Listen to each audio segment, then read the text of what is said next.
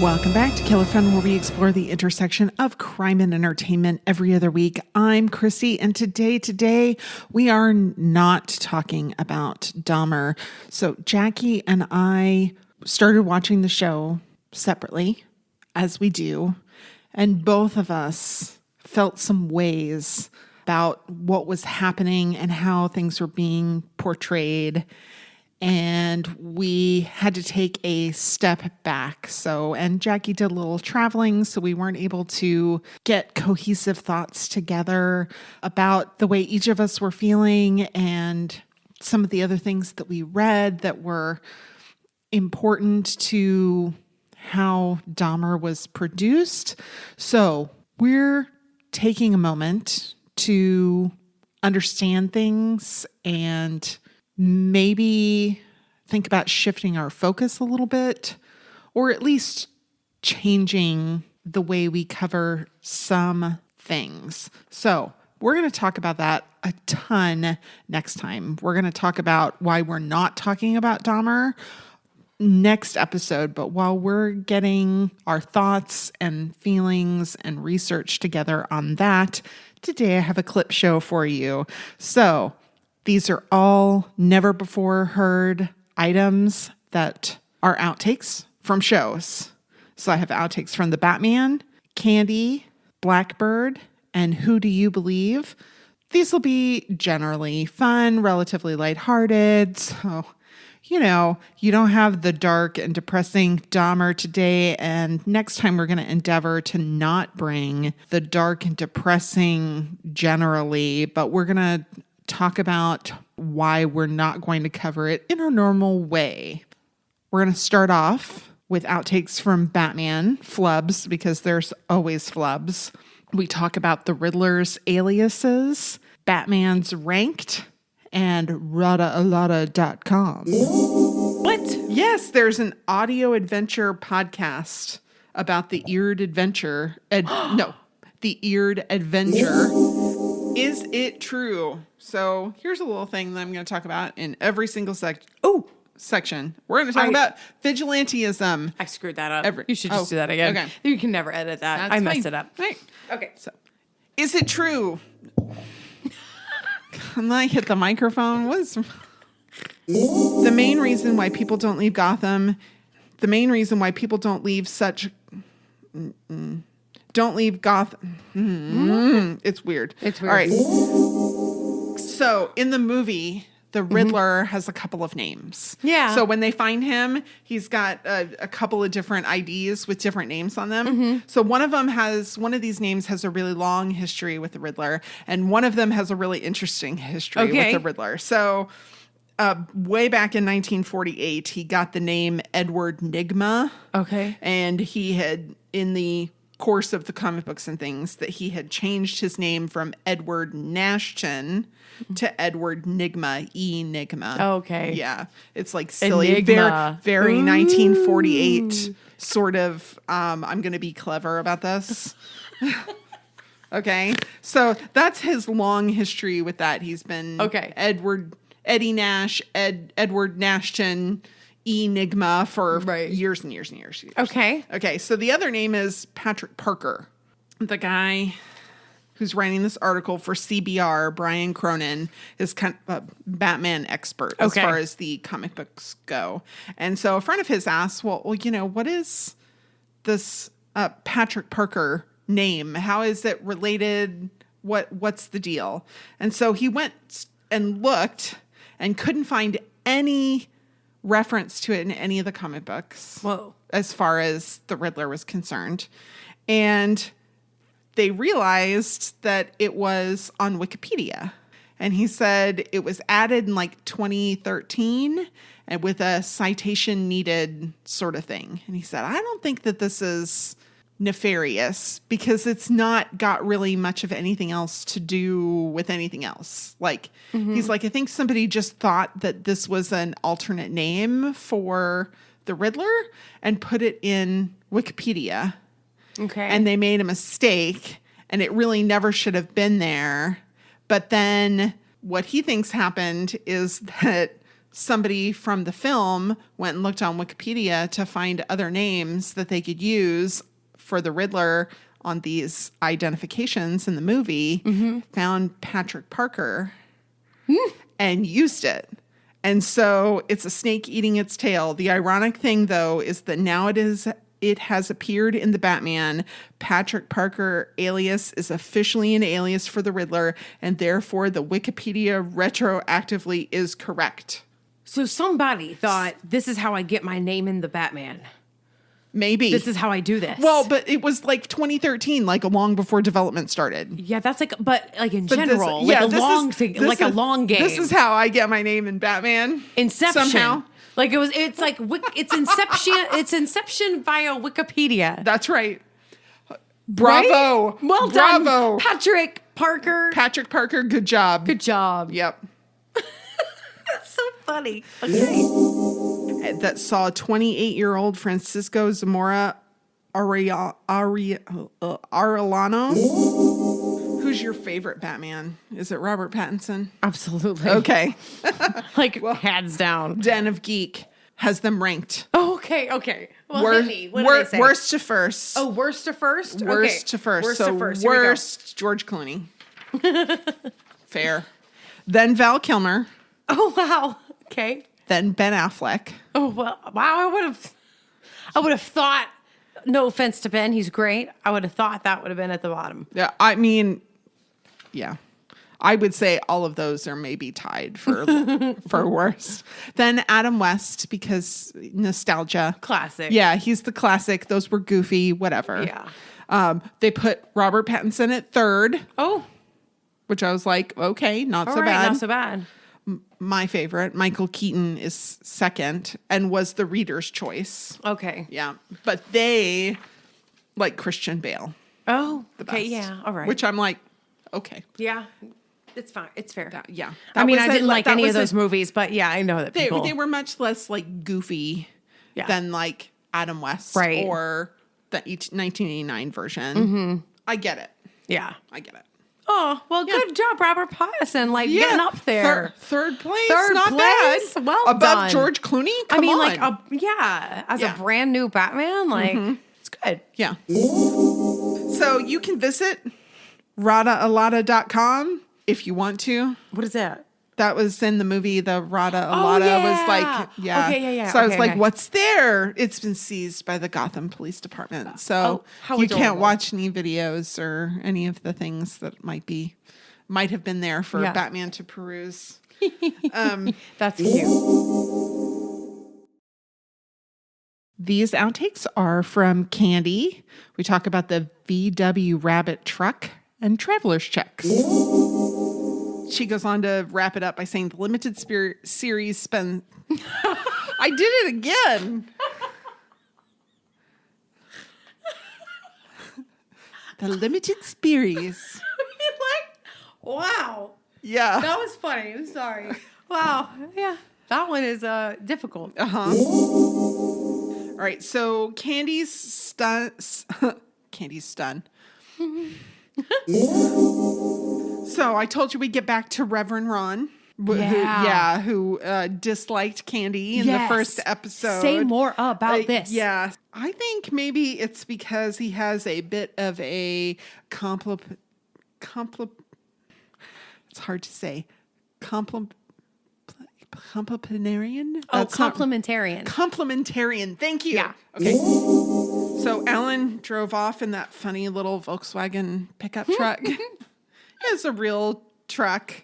Roadandtrack.com has an article about how they called this Volkswagen pickup truck was a rare stroke of genius. Oh.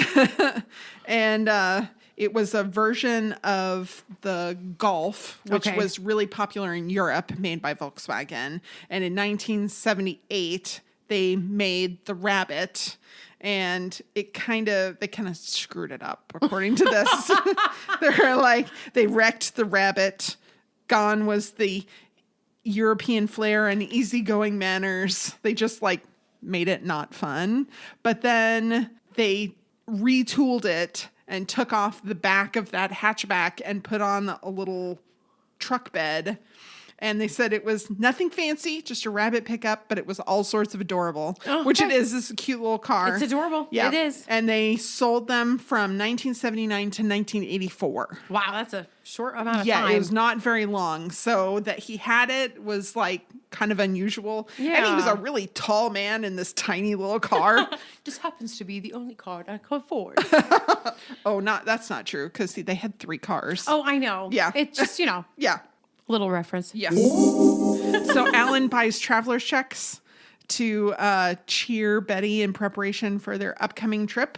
And I was Yeah. like, does anybody even still use I traveler's don't checks? know. Does anybody? You can still buy them sometimes. Okay. So if you can buy them from your bank, that's better. Upgradedpoints.com has a whole big long article about traveler's checks and when you might want to use them. And yeah, you might want to if you're not going to have the ability to use your credit card or have an ATM close by, that might be a good option for you. I mean, and that was the point because the Right. ATMs weren't everywhere. Right. And credit cards weren't as easy to use. Right. And they didn't have this like big law, instant international Yeah. communication, stuff like that. I mean, at this time, you still had to call and get the approval number, Right. to use your credit card. It was Right. like an event at the cashier, Right. to do that. That's Yeah. my mom worked in credit in the late 70s at Riches, Right. and she was the head of credit. Okay. That's what she dealt with, was all the approval numbers and Person. keeping all that straight, and credit lines. You could be, each store sort of kind of Yeah, kept kind of track. I'm using that word loosely because I don't Yeah. really know what she did because Yeah. math. But something about they did keep track of your credit in that store, not just your Visa credit score, Right. Right, or your Right. Yeah. overall You had like credit score. Yeah. The overall credit score wasn't what it is now. Right. These are the factors that began building that kind of Exactly. thing. Yeah. That's as much as I'm like, wow, I'm really bad when I start talking about numbers. Okay. Well, it was really common then. I can remember my parents buying traveler's checks when I was like in the early 90s. Oh, me too. And that was maybe like the last time. That was like right before credit cards really became much bigger. They were really safe back then. Yeah. Now it can be really difficult to find places that will even accept them Right. because everything's electronic. And if they lose it, if something happens to it, It's they like can't. cash. It is like cash. I mean, it's just. And that was the appeal of it back then, is that it's like cash. It was guaranteed money. Right. And now it's like getting a note from the king. Uh-huh. Look how many credits the king has given me. all of the sources that we use to inform our discussion here on Killer Fun Podcast can be found on our social media. Join us on Facebook at Killer Fun Podcast, exploring the intersection of crime and entertainment. You can find us on Twitter at Killer Fun Pod, or you can send us an email at killerfunpodcast@gmail.com, and I'd be happy to share a link to whatever information you're looking for. We love to hear from you. You might learn a little something too. Blackbird. We talk about watching shows with our spouses and how sometimes that cramps our style a little bit. As Good as It Gets is Jackie's favorite movie. We were craving some alone time. How this show was related a little bit to Orange is the New Black in some ways. Police codes and more. Oh, see, and I haven't watched beyond the first episode because my husband said he wants to watch it with me. And so I thought when I did the rewatch where I wasn't taking notes and I was just like paying attention, Right. that he would watch it with me. But he hasn't. And then he just like didn't make time for it. So I'm like, Man.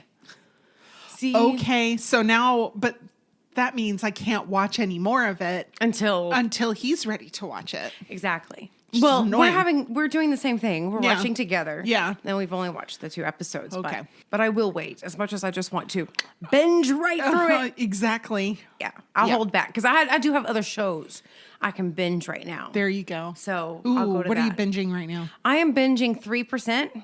Okay. Because I love it, and I didn't start the latest season when it came out. Okay. I waited a long time just doing other things. And so now I've started that season, and so it's great. Super fun. I've kind of been into cult stuff lately. Ooh. So a lot of the like fundamentalist Mormon cult stuff has been really interesting to me. I've been kind of looking, but the good ones are pretty much done. And so now I started watching this one that's kind of like a reality series about these young in their 20s women who are helping other women get out of fundamentalism. Oh, interesting. Yeah, but it's a little too reality showy. Oh, Yeah. a little too Housewives. Yeah, it's kind of, I don't know, like you can tell some of it's too scripted and some of it's a little like they're putting more danger and urgency into it than maybe it really needs. So it kind of feels a little exploitative in some ways, but at the same time, it's like, okay, well, these are the kind of women that really need help getting out of the situation. And so that's good. And I don't doubt that they're really doing the job that they say that they're doing. Anyway. That's interesting. Yeah. I might have to check that out though. Yeah. Or at least check out some of the ones that you watched that were good. Oh, yeah. I can't remember the names of them, but I'll send you. Yeah. My favorite movie. What's that? As Good as It Gets. Oh, yeah. Yep. That's an old one.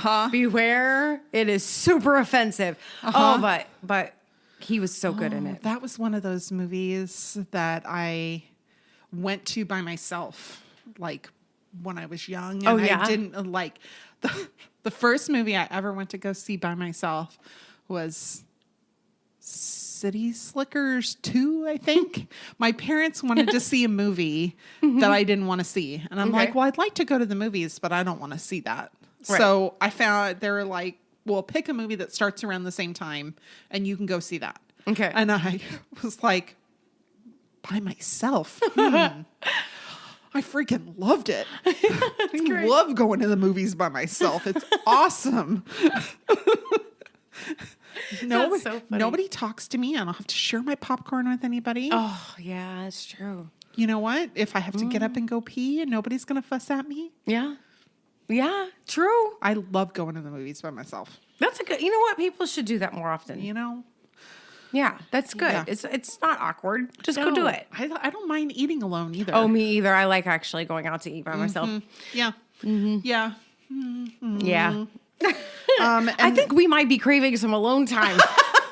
I'm realizing a theme is emerging here. You know, end of summer, the parents are like, this is so good alone. All I want to do is binge the show by myself. All I want to go is into my restroom and not be talked to. Summoned. Yeah. Cut short. Yeah, no. The not so revelatory. Okay.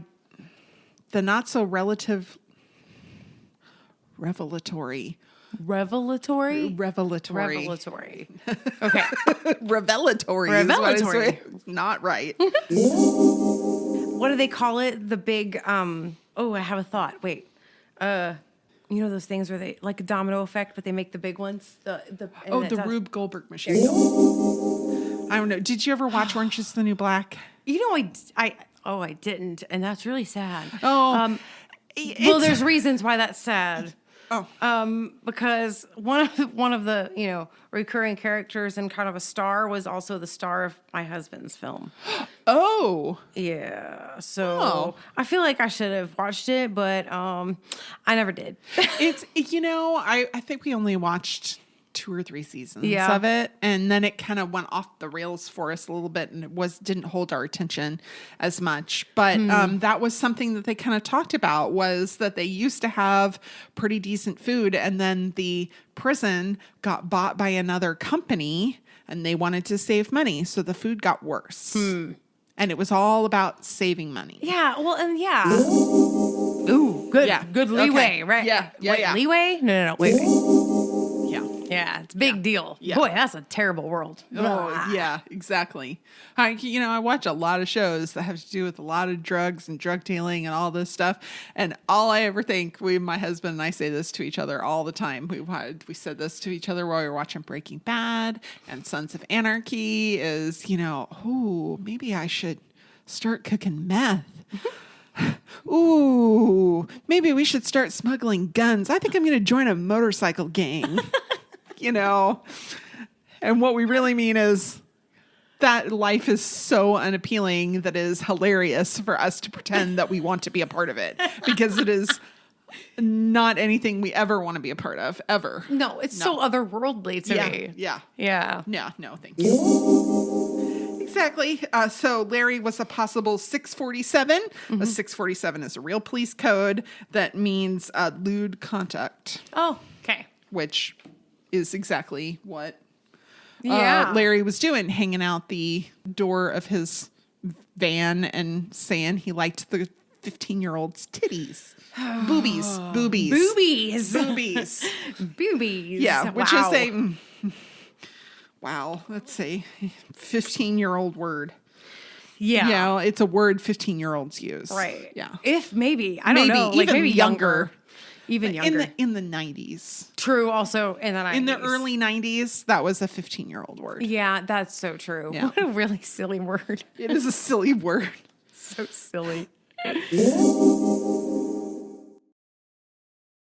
Finally, who do you believe? Jackie discovers the downside to graduating with her master's degree.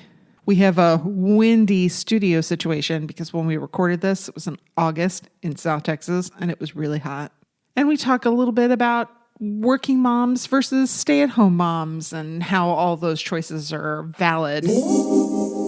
That's super fair. And I'll say that this one is this first one with the something charity. Oh, what are the names? Oh my goodness. Hold on. I'll get there. It's Overwhelming Charity or... Okay, Overwhelming Charity. Yeah. Can I just say an aside? I'm so sad. I've lost all of my credentials to the online databases that gave me all of this research for free. That's right, because that's... I've graduated. Yeah, you graduated, so now you're no longer a Harvard student. No. And now... I can go to the library. Okay. But that's in Boston. So if I want access to actual databases, now I have to pay for it. So, oh well. Or... if you read an abstract that you want to read the whole article of and you don't have to read it right that second. I've read this many times. Email the author. Yes. Yeah, you can request. More than delighted. Yes, they are. To send you their body of work that nobody will read. Yeah, and a hint about that, sometimes the email on file has changed. And so if you're on a site like ResearchGate or even Science Direct, there is often like a button said request, and that might be more updated than the email on the paper or on the abstract. Okay. Or just Google their name and find out what university they're at now and email them that way. Yeah. Yeah. But it does. Yes. It does work. I mean, just takes time. And I miss my instant. Yes. Well, I mean, culture has made us this way. It's true. So for years, ABC, both Charity and Mark claimed to trust until they were given a reason. Ugh. Let me start that over because I just can't get it out of my mouth. It's exceptionally It's just like today. God, my it's just blowing everywhere. Oh.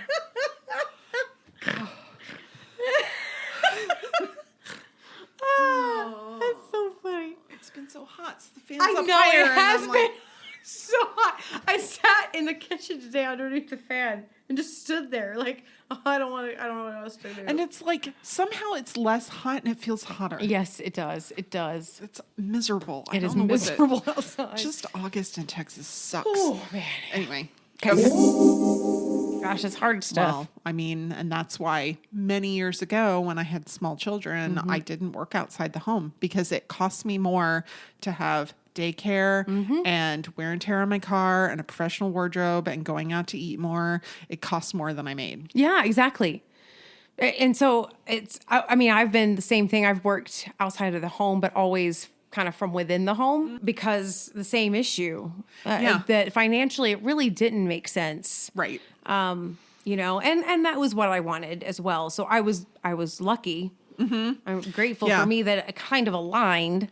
Yeah. You know, but I cannot imagine being forced to decide the numbers versus like your career that you're building and how just, well, and that's is. exactly it. And I know that, my husband would have supported me if I said, I really want to work. Yeah. And I just didn't have that. You didn't have that thing yet. No, I wasn't. Yeah. I wasn't at that place in my life. I could take it or leave it. And I really wanted to be home with my baby. So that was fine. And it worked out well for us. And it doesn't work for everybody. And it's worth the sacrifice when your kids are small, sometimes to be able to stay in your career. And that's fine. Yeah. All those choices are fine. All those choices are fine. We support them all. It's just, I my heart goes out to all the mind work that goes into making those choices. Yeah, it can be really difficult. And, I feel really fortunate that I was able to have the option. Yeah. Exactly. Yeah. Exactly. And Quartz had toxic...